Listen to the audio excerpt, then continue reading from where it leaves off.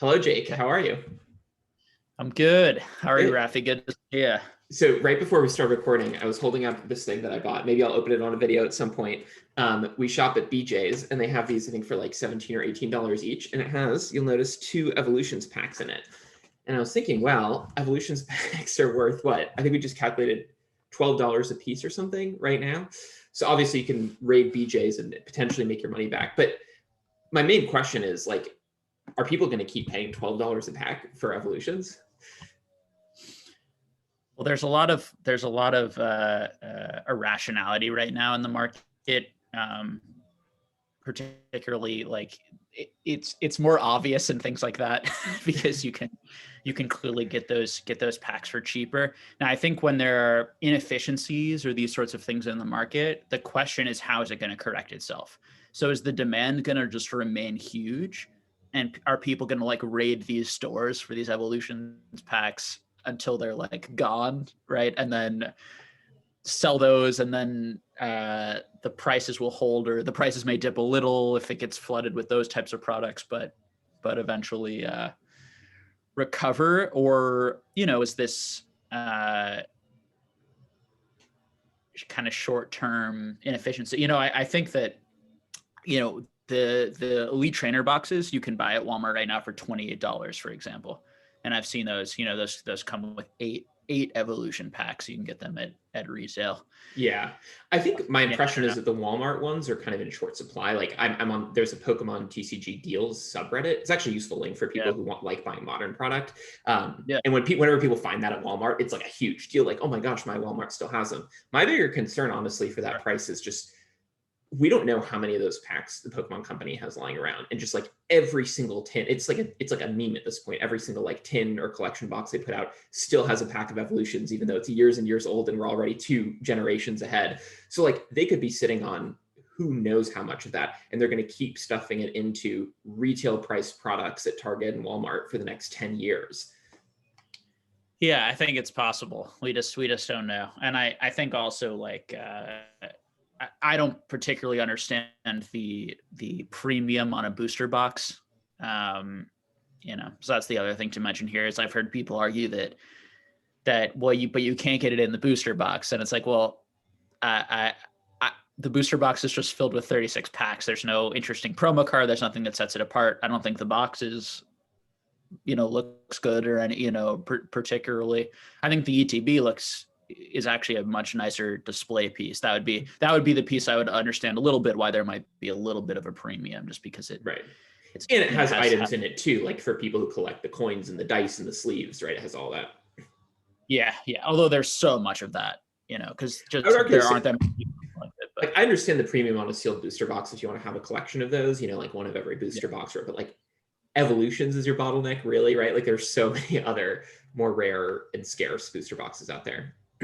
yeah. I mean, and how many people in the world are trying to collect one of every booster box? I'm sure that there are people, but I don't think that's the majority of like the evolutions market are people who have to have like every booster box to complete their collection, that sort of thing. Yeah, yeah. And I So think those people would have bought it immediately, because why did they wait like years to you know, that would be pretty irrational if they were really intense about completing the booster box collection. So I yeah. just don't really see it. So my question also about sort of short term potentially short term price jumps is about something you mentioned on the live stream that's been a hot topic, which is first edition, like commons, uncommons from not just base set, but jungle now. So Yeah. to give an example, there's a friend of mine who gave me his collection to sell for him just like a few days ago. Yeah. And I said, okay, pick out like the first edition cards, pick out the hollows. And so he has, first edition Eevee from Jungle, right? Like a couple of things like that. And I was thinking, just to maximize sort of how much we can get him for this collection, is it better to like send that in to get graded, right? I've seen PSA 10 Eevees going for what, like $300, $400. Even the PSA 9 was going for over $100. Yeah. Takes time, right? So my question would be, in this case, just straight up, would you send it to PSA under like regular delivery, in which case you may not get back for 5 months, 6 months? Will the price hold? Or is it worth paying $100 for some kind of rush service? And if it's a PSA 10, right, sell that EV for like $300 or $400. Yeah, there's no right answer. It just depends on your risk tolerance, honestly. there's no indications right now that the market is faltering or about to collapse. But I think the level of irrationality right now in the market could make it like be very sudden and very intense with a lot of these things, particularly if the market really gets flooded with these commons and commons, for example. I know I'm in the same dilemma. I have a lot of those cards. I think 2 nights ago, I spent like maybe 5 hours going through commons and commons and like meticulously looking at all of them and separating sort of anything that was sort of like 9 or 10 quality. I'm not sending in 8s. I just refuse at this point. I think it's just so irrational. I think that's the question I'm getting at more is not even just this long, like, will there be a market pop, but more just like these specific cards, even if Pokemon is continuing to grow with no end in sight, these specific cards, people like you are just going to send in like buckets of them to be graded, right? And those might be coming back in the next few months. Yeah, I mean, like Gary, King Pokemon has tens of thousands, of these first edition, just like base set unlimited. He has so much base set unlimited, and he has tons and tons of first edition. And he's someone who said that these cards will never be worth anything because people like him have so much. And I disagree with that. I think that there could be a very big market for them, but I think we're talking like $50 to $100 is like a more kind of full price appropriate amount for them. And these were all selling for like $10 to $20 in PSA 10 for a while. That's when I was buying a lot of them because I felt like that was a really good value. Now, I mean, I think Z told me, James from Z and G Emporium told me he's like selling the Pikachus like $900, the jungle Pikachu. Yeah. Which is like not like that's an insane. So the Eevee is better than the Pikachu in my opinion because it's at least it's a first appearance of a Pokemon, which I think is so underrated right now. And I think the art on that Eevee is beautiful too. It's great, and the Pikachu is just like a little Pikachu. I don't really think that card's very good looking, and it's the second Pikachu, and I just don't think that. Like, I don't even like that card. And so there's a certain subjective bias, but it's just I just think that people are flooding into the market right now and are looking at prices and listening to people who have not been around long enough and don't actually know what sort of your people who have been really interested in the products like and what they don't like. And I worry that they're buying these things because they see the prices going up and they just justify it by saying, well, it must be worth that. It's like when they see that price, they think, okay, it must be worth that. Right. And then buy type of mentality. And it's just crazy that I don't know like how deep you've gone on this, but because I was just searching these random commons, first edition commons he has in his collection. They're from like Jungle, Fossil, even Team Rocket. Like the Team Rocket Squirtle, PSA 10 was going for like over $150.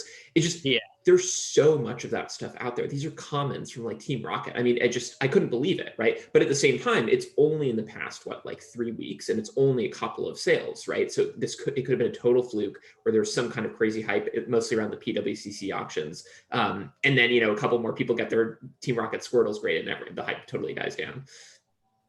Yeah, I mean, I think part of it too is to think about, the first edition common and commons, like the starters are going for so much money that I get why these cards are now going for like $150 to $200 because I think that people are thinking a lot in like price relativity. And I think that the price difference there like does make sense. In terms of like, because these cards are, first of all, there's a lot less in the pop of Jungle, Fossil, Team Rocket, and all these sorts of things. So there's a lot of room for grading. Like 1,000 of each common and common could be graded in a lot of these sets, and there'd still be like less than first edition base in terms of the amount graded. So there is a lot of room there, but there certainly are thousands and thousands and thousands of those cards out there. So if they do get graded, it's going to quickly catch up to those pop reports. And it's not the original set and these sorts of things. But I get why the prices are going up. in this climate, I just think that it's the type of thing where like not everything needs to be valuable. In my mind, it's like things like there can be things that we just that retain their value, that feel really valuable, and like first edition base set commons and commons. Let's say, well, there are tons of them, but like they are your Charizard, your excuse me, there are your Charmander, Bulbasaur, Squirtle, and maybe people love those cards like so much more than the Pokemon from Jungle and Fossil, and so they have value, but the Jungle and Fossil cards like never have value. Like I don't know, I'm like just kind of over it all. Well, I still think that it gets back to this underlying issue that's come before that is so important to understand, of just like, what is the true availability or scarcity of this product, right? It's a perfect parallel, I do think, between this and the evolutions packs, of just like, maybe the reason that there were fewer available for sale, right? That there were, people were willing to pay so much because they weren't seeing that many available, is just because nobody bothered to sell them. In the case of evolutions packs or boxes, or in the case of these Jungle and Fossil and Team Rocket cards, nobody bothered to get them graded. And so as soon as it hits that threshold of being like worth it to dig it out of your basement or to grade it, then it starts like flooding the market, and then it actually causes the price to go down. It's a really interesting phenomenon of how like an increased demand for something can ultimately drive an increased interest in something can ultimately drive that demand down, because then the supply just blows up, right? I don't know if you saw like the Rudy from Alpha Investments, who had like a bathroom full of XY era booster boxes, right? It was sitting in his bathroom because nobody cared. And as soon as people start caring, then there's so much more of it hits the market. And so you really have to understand how much of it was there in the first place. And I think clearly there's a million of these things out there, tens of thousands of these things out there. I think the thing that's happening now is that nobody wants to sell because everyone wants to make more. So, and I think so many people believe that their cards are just going to double again and keep going up in value for no reason, like just because. It's basically like being at Las Vegas right now, in terms of like, I'm just going to hold them and 4 more months, my cards are going to double again. It's like, well, they very might well may in this type of climate. But as soon as people stop feeling that way, the market, everyone who wants to sell and wanted to sell is going to flood the market with their product. And all of a sudden we're going to shift from this like insane seller's market to a buyer's market, where I hear lots of people saying things like, as soon as this product comes on, tons of people are just going to buy it up, right? And that is what we've seen so far. It's like the people who I think are being quite smart, to be completely honest, and who are locking in their profits right now. I know that they feel like maybe I should have held and made more money, but like that's complete gambling. And I get these questions sometimes, and I think it's really smart to lock in profits, particularly when they're this huge, and particularly in this climate when there's no real reason to assume that Pokemon's going to go up anymore. And right. and or at least the distinction we always make between the stuff we're talking about now, commons, uncommons, modern product, versus the things that will always be rare, right? The chase cards and the trophy cards especially, right? I think that's like a totally separate thing. Yeah, I mean, the trophy cards, like a lot of them haven't moved up that much. And so I don't feel like they are necessarily going to move down as much. I think everything vintage, and even your hollow first edition cards, I think even with all of those, I think it's totally understandable to sell right now and lock in your profits. Mm-hmm. Because all of those could go to half too. Like nothing is necessarily safe, I think, in this market. Because I think the sentiment that these things are so valuable is like the prevailing sort of market analysis right now. And I think that if that psychology changes, and we've repeated this a bunch of times, that people may not sell those cards because there just aren't enough of them, but no one will buy anymore. Is what I think that's how it would start, right? I don't think that people who are buying these cards for huge amounts of money are going to sell them for half price immediately. Like that wouldn't, unless they need the money. And I don't think that's the case for a lot of these cards. But what I see is that like everyone's like just no one buys them anymore. Like you're not seeing those high-end cards being sold anymore. People aren't jumping over each other to get them. Now, we are not at that point. I have friends who keep getting higher and higher offers for their vintage cards and their vintage boxes. So it's not happening right this second, but it will happen at some point. So I want to give an like, example on that. Like, yeah, this is in the Star Wars CCG, which is a fraction of the sort of interest, like a very, very small fraction of the number of people, but something very similar happened, right? Where like prices were jumping up.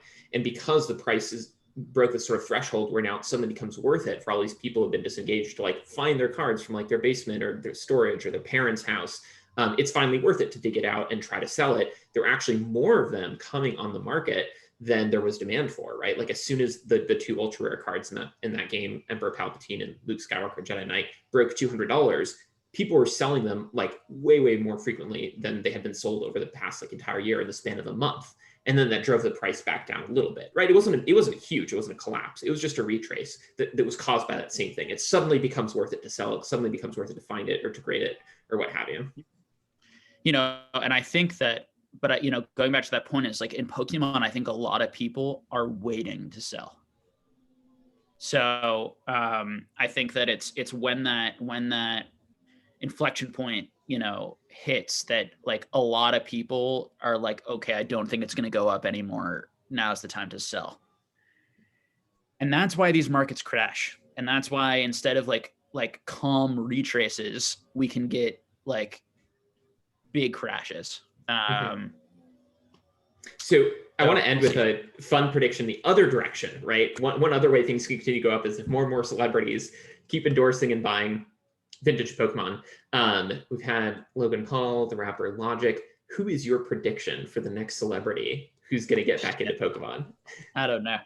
But what I will say is that that I don't think this can be understated. This is like, from my understanding, like this is completely unprecedented in any collectibles market ever.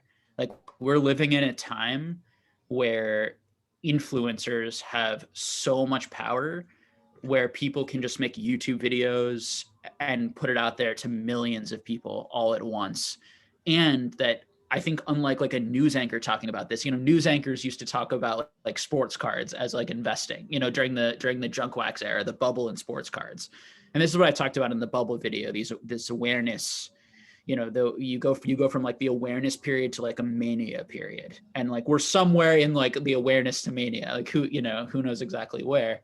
Clearly a lot of the behavior people are exhibiting is mania, which is just jumping in, putting in thousands of dollars into a market that they haven't really analyzed or understood, because they've been told by celebrities that it's an excellent investment.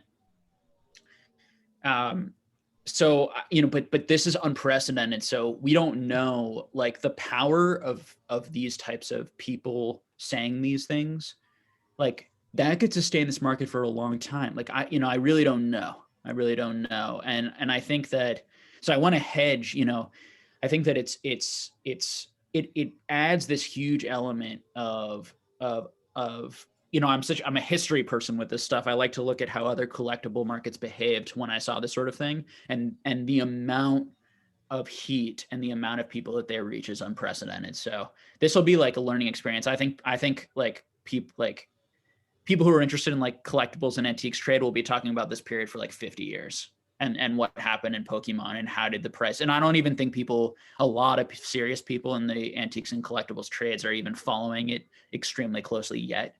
Yeah. I think I think that we're still sort of like more and more people are becoming aware and having like that shock reaction when they realize that, a lot, like you could have made like 30 times on your money and things like that in a few months. Or, I know people who are making like hundreds of thousands of dollars flipping into this market.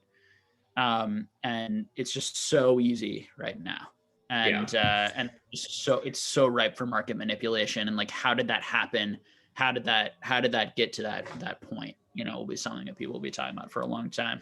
They'll be watching our videos in the future. I do think like one thing for, just a piece of advice that I found helpful is like, this is fun, like, regardless of how worrisome it might be for some people who have a lot of money in Pokemon, in terms of what might happen, it's fun, right? Like this is an exciting time for us, and there's a lot going on. And like you could spend a whole day on YouTube just seeing all the latest videos about price updates and things that people are doing, and it's exciting. And I think you can be involved with that without needing to spend money, right? Like you don't have to be buying cards now. You don't even have to be selling cards if you don't want to sell cards. You can just be watching and like listening and observing and sort of go along for the ride without needing to feel like you need to put your chips on the table.